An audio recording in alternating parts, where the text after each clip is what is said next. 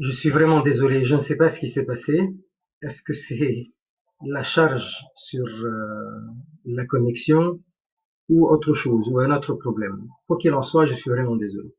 J'ai fait cette introduction en parlant des textes de notre Nabi alayhi salatu wassalam, des textes du Coran al-Karim et les textes qu'on appelle les hadiths, la sunna nabawiyya. C'est pour dire que notre attitude à nous, que nous devons, qui a toujours été l'attitude des Sahaba radiallahu anhum, des tabi'in, tabi'it tabi'in, les ulama de Ahl Sunnah wal Jama'a généralement, c'est de prendre les textes tels qu'ils sont. Lorsque notre Nabi alayhi salatu salam dit, c'est une déclaration. Lorsque notre Nabi alayhi salatu salam a un sujet ne dit pas, ça veut dire que nous ne connaissons pas au-delà de ce qu'il a dit.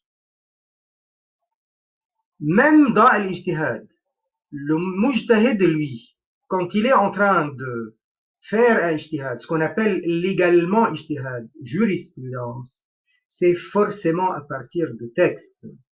Même quand il est en train de développer une règle, cette règle, elle est à l'origine une affaire de texte, coranique ou prophétique. Même lorsqu'il est en train d'enchaîner avec un sujet de l'unanimité, c'est à l'origine des textes, et ainsi de suite. Lorsque, en matière de aqida, le Nabi alayhi salatu salam, il dit, il y aura azab dans al-qabr, on n'a pas le droit de prendre cela au sens parabole, expression, on ne sait pas ce que ça veut dire exactement. Il dit azab, c'est azab. Il dit nar, ça veut dire feu. Autrement, chacun jouera avec les textes comme il l'entendra. Et ça, c'est impoli, irrespectueux, et c'est même de l'égarement, voire du kufr dans certains cas. Wal'iyazu billahi ta'ala. Allah Azza wa Jal, il nous dit dans le Coran al-Karim, ça c'est des textes coraniques. Allah Azza wa Jal, il dit وَمَنْ أَظْلَمُ مِمَّنِ افْتَرَى عَلَى اللَّهِ كَذِبًا. Ce qui veut dire, et quel pire injuste que celui qui fabrique, qui innove, qui invente un mensonge au sujet d'Allah, sur Allah, contre Allah. أو قال أوحي إلي ولم يوحى إليه شيء. Ou alors, il dit, révélation m'a été faite quand rien ne lui a été révélé. وَمَنْ قَالَ سَأُنْزِلُ مِثْلَ مَا أَنْزَلَ اللَّهُ. Ou alors, encore, celui qui dit, je vais faire descendre quelque chose de semblable à ce que Allah a fait descendre. Allah Azza wa Jal, il leur dit, وَلَوْ تَرَى إِذِ الظَّالِمُونَ فِي غَمَرَاتِ الْمَوْتِ. Parce que tout cela, c'est des zalimin, des injustes au sens de mécréants. وَلَوْ تَرَى. Si tu voyais les injustes lorsqu'ils seront dans les affres de la mort, les tourments de la mort. وَلَوْ تَرَى إِذِ الظَّالِمُونَ فِي غَمَرَاتِ الْمَوْتِ. Aussi tu voyais les injustes lorsqu'ils seront dans les affres de la mort, dans les tourments de la mort. وَالْمَلَائِكَةُ بَاسِطُو أَيْدِيهِمْ أَخْرِجُوا أَنفُسَكُمْ. Et que les anges, lâchant les bras sur eux, soit au sens de les frapper, soit au sens, ils tendent la main pour prendre l'âme de Malak al-Maut. Et que les anges, lâchant les bras sur eux, voilà, leur disant, laissez sortir vos âmes. Ça, c'est un tafsir. Akhriju anfusakum. Ça veut dire, laissez sortir. Parce que l'âme, elle s'agrippe. Elle ne veut pas sortir facilement. Akhriju anfusakum. Laissez vos âmes sortir. Ça, c'est selon un tafsir. Un autre tafsir. Et bien entendu, le tafsir, il ne vient pas à l'idée. Il ne vient pas à l'idée de quelqu'un qui est adepte de Ahl Sunnah, qui respecte les enseignements des ulama, de se donner le pouvoir de donner ses interprétations comme lui il l'entend. Non. Les mufassirin, les grands spécialistes de tafsir al-Qur'an existent. Ceux qui sont références en la matière, l'imam al-Tabari, l'imam al-Qurtubi, l'imam al-Suyuti, l'imam al-Nasafi, l'imam un tel ou un tel, Ibn Atiyya al-Andalusi, ils sont très nombreux. Et donc ceux qui sont références en la matière, voilà qui sont nos références. Alors, selon un autre tafsir, si vous en êtes capable, sortez-vous de là si vous en êtes capable. Ça veut dire, sortez-vous de cette peine si vous en êtes capable. Allah Azza wa Jal, il dit, donc la continuité de ce que leur disent les anges, اليوم تجزون عذاب الهون بما كنتم تقولون على الله غير الحق. Aujourd'hui, vous allez être rétribués par le châtiment, عذاب الهون, le châtiment de l'humiliation, pour ce que vous disiez sur Allah autre que la vérité. بما كنتم تقولون على الله غير الحق. En raison de quoi? De ce que vous disiez sur Allah autre que la vérité. Mensonge. وَكُنْتُمْ عَنْ آيَاتِهِ تَسْتَكْبِرُونَ. Et quoi encore? Pour une autre raison, et parce que vous vous détourniez orgueilleusement de ces enseignements. Al-ayat ici, c'est les versets, les signes évidents, et ce qui s'ensuit. Qu'est-ce qui s'ensuit? C'est de croire en le message de Nabi alayhi salatu wassalam, au Coran Karim. De croire donc à l'enseignement de notre Nabi alayhi salatu wassalam. Et ça, c'est le verset 93 de Sourate Al-An'am. Ghamarat al-Maut, dans le verset, ça parle de quoi? De la difficulté, des tourments. Très bien. Al-Hawan, c'est al-Zul, c'est l'humiliation, c'est al-Ihana. Et c'est la même chose par rapport à Azab al-Houn. Al-Houn, c'est al-Hawan, ça veut dire l'humiliation. Et alors, quand on est en train de parler de cela, on est en train de parler de quel moment? Du moment même de l'Maut. Ça veut dire que le moment de l'Maut, c'est un moment où le châtiment commence. De la même manière que quelqu'un qui est taqi, quelqu'un qui est pieux, il va bénéficier de ce que Allah Azza wa Jal a promis. Allah Azza wa Jal, il dit La khawfun alayhim wa la hum yahzanoun. Pas de khawf à leur sujet, pas de crainte. Il n'y a pas à avoir peur à leur sujet. Wa la hum yahzanoun, et ils n'auront pas de tristesse. Le moment de l'maut arrive. L'être humain, il commence à souffrir. La souffrance est réelle. Même pour les Anbiya alayhim as-salam. C'est la souffrance de l'agonie. Et jusqu'à l'arrivée de Malak al-Maut qui va prendre ar-Ruh. La prise de Ruh elle-même, elle est difficile pour un kafir, difficile pour quelqu'un qui mérite d'être puni ou de recevoir un peu plus de souffrance, parce que toutes les souffrances ne sont pas forcément adab au sens de châtiment. Parfois c'est au sens de alléger le fardeau par rapport au péché. En tout cas, en général, pour un mu'min taqi, c'est seulement les moments précédents l'instant où il prend un ruh. L'instant où il prend un ruh n'est pas difficile, il est plus facilité, comme il l'avait dit alayhi salatu wassalam, comme si on arrache un cheveu de la patte, coincé dans la patte, et on l'arrache. Par contre, pour le kafir, c'est comme une épine, hein, c'est comme une boule de laine dans les épines.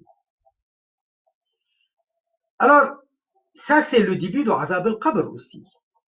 Al-Rasoul alayhi salatu wassalam, quand Sayyida Fatima radiallahu ta'ala anha, il était à ses côtés, et en train de le voir souffrir. Elle a pleuré. Elle lui a dit elle lui parle de son karb à elle à cause du karb de Rasulullah sallallahu alayhi wa sallam. Elle lui dit, qu'est-ce qu'il est grand mon karb, mon angoisse, ma tristesse, ma souffrance pour ton karb, ça veut dire pour ta souffrance, ya Rasulallah. Et qu'est-ce qu'il lui dit, alayhi salatu wassalam, ya abatah, ou mon papa.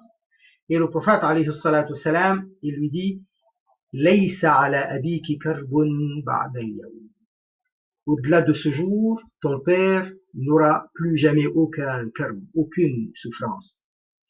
Effectivement, si les atqiya, il n'y a pas de peur à leur sujet, ils n'auront pas à être tristes, ils ne seront pas tristes, alors comment pour les anbiya, alayhim assalam? Et encore, le meilleur de tous les anbiya, le plus privilégié de tous les anbiya, Sayyiduna Muhammad sallallahu alayhi wa sallam. Un autre texte coranique, Allah Azza wa Jal, il dit, et ça c'est dans Surah At-Tawbah, Surah Bara'a, la surah numéro 9. وَمِمَّنْ حَوْلَكُمْ مِنَ الْأَعْرَابِ مُنَافِقُونَ. Autour de vous, il y a des bédouins qui sont hypocrites. Autour de Médine, autour de Médine, il y a des munafiqin, des bédouins munafiqun. وَمِنْ أَهْلِ الْمَدِينَةِ. Et il y en a aussi pareil, des munafiqin qui habitent à Médine. Maradou ala al-nifaq. Donc pendant très longtemps, ils se sont habitués à rester dans un nifaq, dans l'hypocrisie. Et là, on parle de quelle hypocrisie? L'hypocrisie au stade le plus grave, le stade de l'kufr. Ça veut dire ils disent qu'ils sont croyants alors qu'ils ne le sont pas. La ta'lamuhum, nahnu na'lamuhum. Tu ne les connais pas. Nous les connaissons. Sanu'adhibuhum marratayn. Nous allons les châtier 2 fois. ثم يردون إلى عذاب عظيم. Nous allons les châtier par 2 fois et ensuite ils vont être amenés à un châtiment terrible, imminent. Qu'est-ce que ça veut dire? Donc on parle là de 3 châtiments. On parle de 3 par rapport à cela. Eh bien lesquels? Il y a combien de vies? Il y a celle-là. Et puis après, il va y avoir ce qui, après al-maut dans al-qabr, et puis après, yuraddouna ila azabin azim, ils vont être ramenés dans un azab imminent. Le verset 101 de Surat At-Tawbah. Donc, il y a un azab maintenant, un azab dans al-qabr, et puis après, yuraddouna ila azabin azim, ils vont être ramenés à un châtiment imminent et terrible. Les 2 azab, sanu'adhibuhum marratayn, nous allons les punir, les châtier 2 fois. Ça veut dire, là maintenant les mu'minines, les croyants, toi ya Rasulallah alayhi salatu salam, toi tu vas les punir. Dans al-qabr, c'est la 2e. Thumma yuradduna ila azabin azim. Et ça c'est un azab terrible. Même lorsqu'il s'agit de l'azab de al-qabr, il est terrible. Allah Azza wa Jal, il dit, et ça c'est dans Surat Ghafir. Surat Ghafir. فَوَقَاهُ اللَّهُ سَيِّئَاتِ مَا مَكَرُوا وَحَاقَ بِآلِ فِرْعَوْنَ سُوءُ الْعَذَابِ. Allah Azza wa Jal, il nous enseigne par rapport à ce qui était arrivé à Sayyiduna Moussa alayhi salam. Pharaon, lui, il a essayé par tous les moyens de nuire à Sayyiduna Moussa, mais il ne pouvait pas. Allah a protégé Moussa alayhi salam, et il a protégé les Banu Israël depuis le retour de Moussa parmi eux.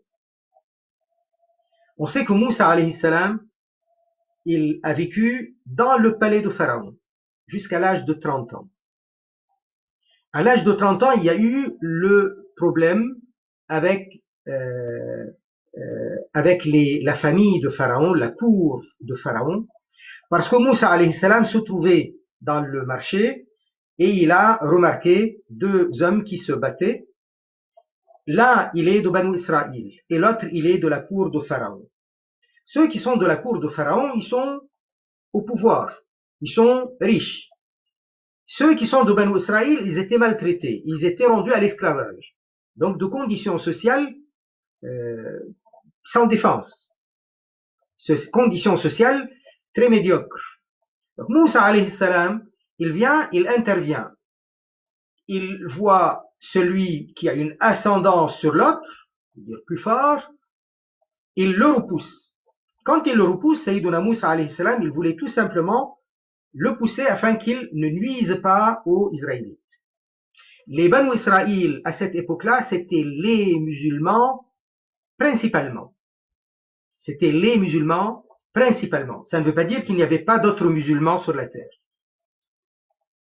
À cette époque-là, ceux qu'on désignait le plus par ayant la foi musulman, c'était les Banu Israël. Il y avait d'autres peuples musulmans, mais ceux-là principalement. Un peu comme, pas tout à fait comme, mais un peu comme.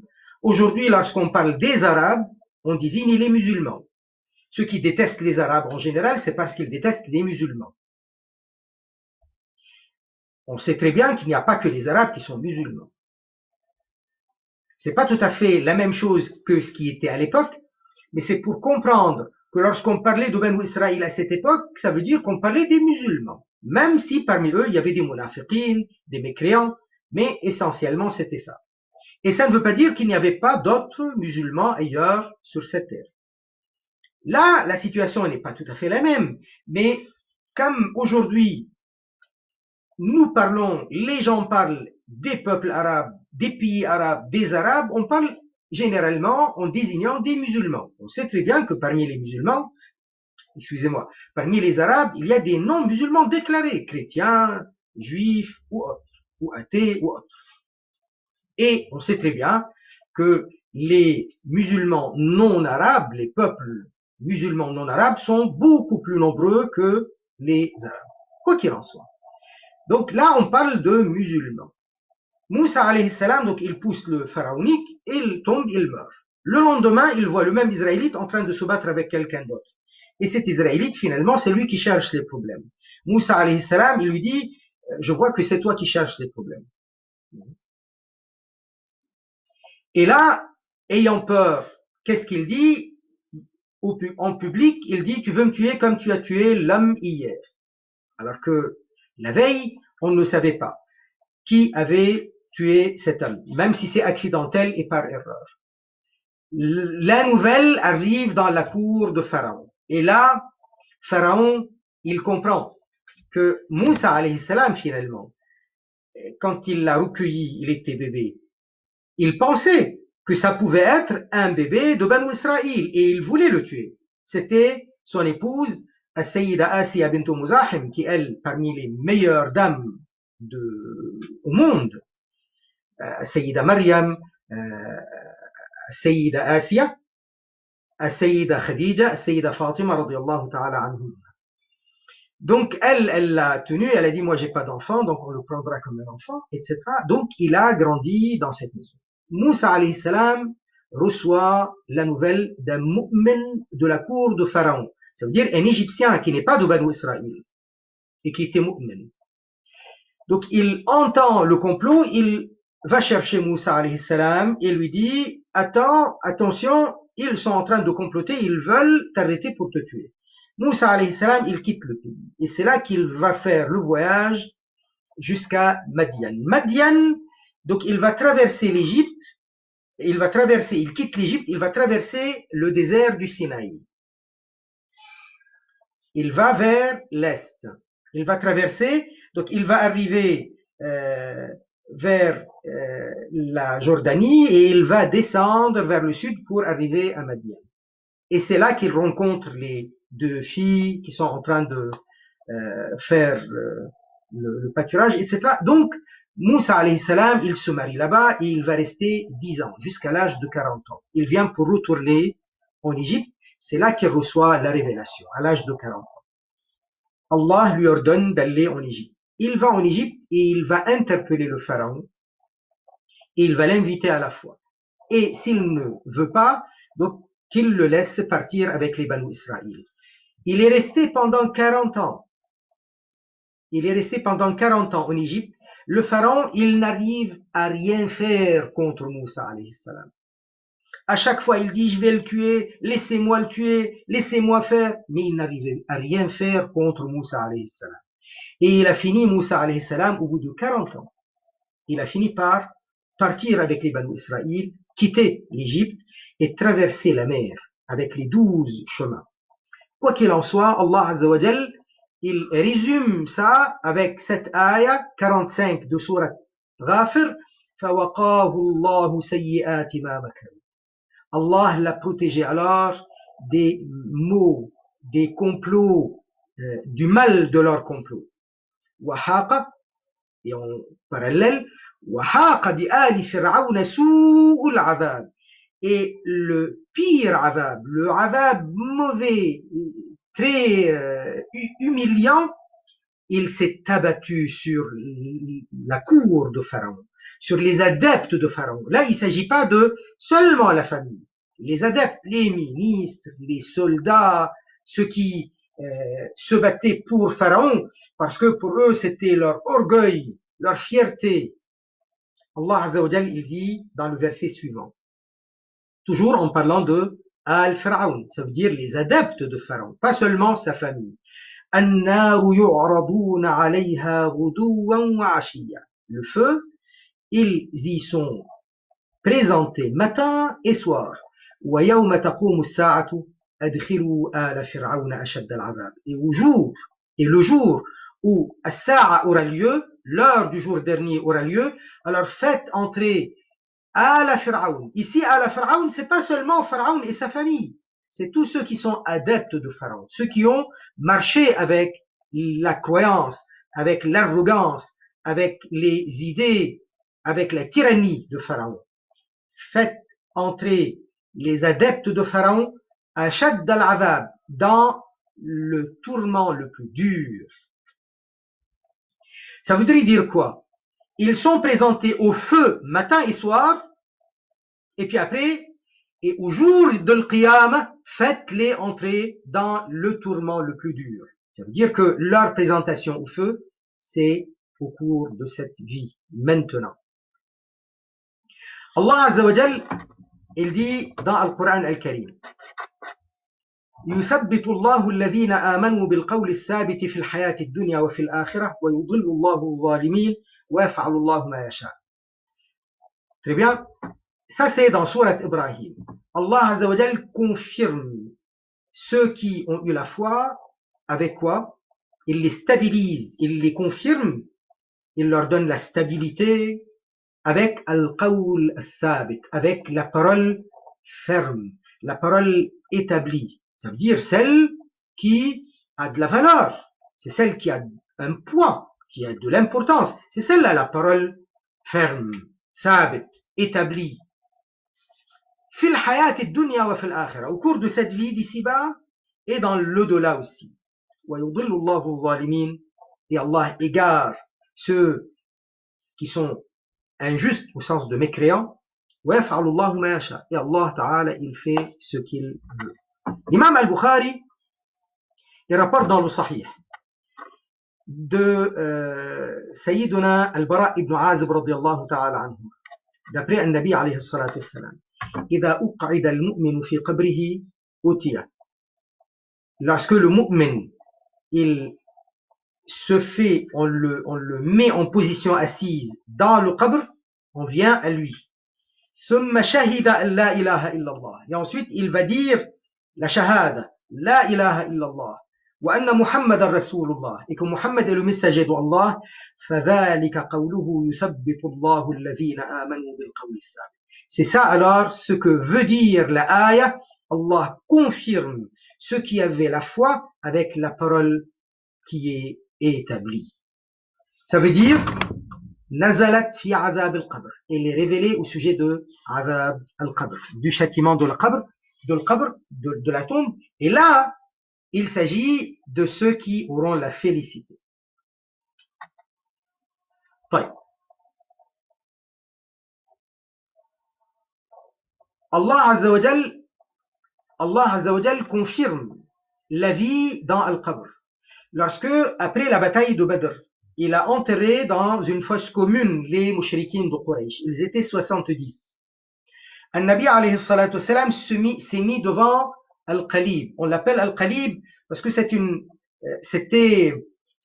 un grand trou dans la terre et il y avait de l'eau. Et c'était pas un puits, c'est pas le genre de puits qui n'est pas très grand, qui n'est pas très large. Donc c'est une grande ouverture et plutôt large et elle n'est pas arrangée sur les côtés. Ça veut dire que la terre retombe. C'est pourquoi qu'on l'appelle Al-Qalib. Al-Qalib, ça veut dire que tataqallab, elle se retourne. Donc il les a enterrés dans cette fosse commune, il s'est mis devant Al-Qalib et il commence à s'adresser à eux. Et il leur a dit, j'ai trouvé ce que Allah m'a promis vrai. Est-ce que vous avez trouvé ce que Allah vous avez promis vrai? Allah, qu'est-ce qu'il leur a promis? Il leur a promis le adab dans Al-Qabr.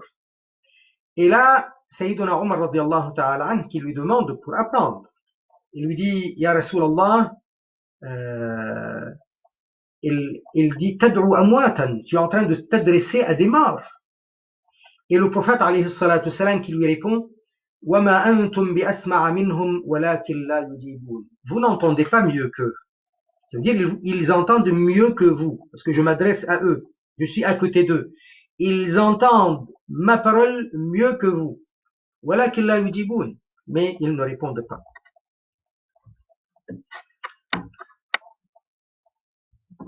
Le prophète sallallahu alayhi wa sallam, il a donné donc beaucoup de détails là-dessus. Et parmi les détails, ce que nous avions cité hier et avant-hier à ce sujet-là. D'après un hadith dans As-Sunan de l'imam At-Tirmidhi, Ar-Rasoul alayhi salatu wassalam, Ama innakum law akthartum dhikra hadhimi al-ladhat la shaghalakum amma ara. Il a vu des gens en train de rire, voilà. Et apparemment, la situation ne permettait pas de rire comme ça, de se laisser aller. Alors le prophète, alayhi salatu salam, il a voulu leur faire le rappel. Il leur a dit, si vous étiez du genre à vous rappeler régulièrement de ce qui interrompt les délices et les plaisirs, ça vous aurait occupé au lieu de vous voir ce que vous êtes en train de faire. De vous voir faire ce que vous êtes en train de faire. La shaghalakum amma ara. Fa'akthiru min dhikri hadhimi al-ladhat. Alors, multipliez le rappel de ce qui interrompt les désirs et les plaisirs. Quoi? Al-maut, la mort. فإنه لم يأتي على القبر يوم إلا تكلم فيه. Chaque jour qui vient, Al-Qabr parle. Il n'est pas un jour qui vient sans que le Qabr ne parle. Qu'est-ce qu'il dit? فيقول, le Qabr dira, أنا بيت الغربة. Moi, je suis la maison de l'éloignement. Donc, de l'exil. وأنا بيت الوحدة. Moi, je suis la maison de la solitude. وأنا بيت التراب. Moi, je suis la maison de la poussière. وأنا بيت الدود. Moi, je suis la maison des vers. فإذا دفن العبد المؤمن قال له القبر. Lorsque c'est la personne croyante, lorsque c'est quelqu'un de croyant qui est enterré, Al-Qabr lui dira marhaban wa ahla. Ça veut dire et la bienvenue. Donc il l'accueille et le bel accueil. Ama in kunta la ahab man yamshi ala dhahrihi. Tu étais de tous ceux qui passaient par là, au-dessus, au sol, tu étais la personne que j'aimais le plus. فَإِذْ وُلِّيتُكَ الْيَوْمِ وَصِرْتَ إِلَيَّ فَسَتَرَى صَنِيعِي بِكَ. Maintenant que tu es en moi et tu es confié à moi, tu es en moi et tu m'es confié, tu vas voir ce que je vais pouvoir te faire. قال فيتسع له مد بصره. Il va s'élargir, le qabr, il va s'élargir pour lui, مد بصره, à perte de vue. ويفتح له باب إلى الجنة. Et il y a une porte qui s'ouvre depuis Al-Qabr pour voir le paradis. Au contraire, وإذا دفن, et en contrepartie, وإذا دفن العبد الفاجر, lorsque c'est la personne fajr, أو الكافر, selon le texte, le rapporteur, il ne savait pas trop si c'est fajr ou kafir, mais dans les deux sens, mais dans les deux cas, c'est le même sens kafir, mécréant. Il va lui dire, قال له القبر, le qabr lui dira, لا مرحبا ولا أهلها, لا مرحبا ولا أهلها, ni le bel accueil ni la bienvenue. Ama in kunta la abghada man yamshi ala zahri. Tu étais la personne que je détestais le plus de tous ceux qui marchaient au-dessus de moi. فإذ وليتك لأبغض من يمشي على ظهري إلي فإذ وليتك اليوم وصرت إلي فسترى صنيعي بك. Maintenant que tu es à moi et tu m'es confié, tu vas voir ce que je vais faire de toi. قال فيلتئم عليه حتى تلتقي عليه وتختلف أضلاعه. Alors il commence à se resserrer sur lui jusqu'à ce que ses côtes s'écrasent et s'entremêlent. قال رسول الله صلى الله عليه وسلم, donc le rapporteur de hadith, Sayyiduna, ce hadith-là, il est rapporté par Sayyiduna Abu Sa'id al-Khudri radiyallahu anhu. Il a dit, j'ai vu Rasulullah sallallahu alayhi wa sallam croiser ses doigts. Le prophète alayhi salatu wassalam, il continue, il enchaîne, il dit وَيُقَيِّضُ اللَّهُ لَهُ سَبْعِينَ تِنِّينَ. Allah azza wa jal lui enverra 70 tinnin, c'est dragons, 70 dragons. لو أن واحدا منها نفخ في الأرض ما أنبتت شيئا ما بقيت الدنيا. Si l'un de ces dragons soufflait sur la terre, le feu qu'il a soufflé sur la terre, eh bien la terre ne pourrait rien faire pousser tant que la dunya existera. فينهشنه ويخدشنه حتى يفضى به إلى الحساب. Les dragons continuent à le mordre et à le griffer jusqu'au jour où il va arriver au hisab. Alors, bien entendu, le hadith, quand il dit jusqu'à ce qu'il arrive au hisab, ça veut dire ça ne s'interrompt pas jusqu'à sa décomposition totale. Et puis après, la décomposition, ça sera un moment où il y aura plus le corps, et puis après, ça va attendre, l'âme va attendre dans cette djinn, comme nous l'avions expliqué hier, dans la 7e terre, en regardant l'enfer, jusqu'à par la suite la résurrection, et par la suite al-hisab. Et c'est là que le Nabi alayhi salatu salam, il a dit, et ça c'est le hadith dans At-Tirmidhi, innama al-qabru rawdatun min riyad al-jannah. Assurément, al-qabr, soit c'est un jardin parmi les jardins du paradis, ou alors c'est un fossé parmi les fossés de l'enfer. Voilà, donc à cause des problèmes techniques, je suis vraiment désolé.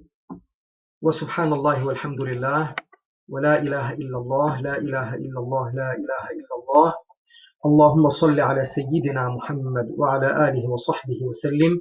رب اغفر للمؤمنين والمؤمنات. سبحان ربك رب العزة عما يصفون والسلام على المرسلين والحمد لله رب العالمين. بارك الله فيكم.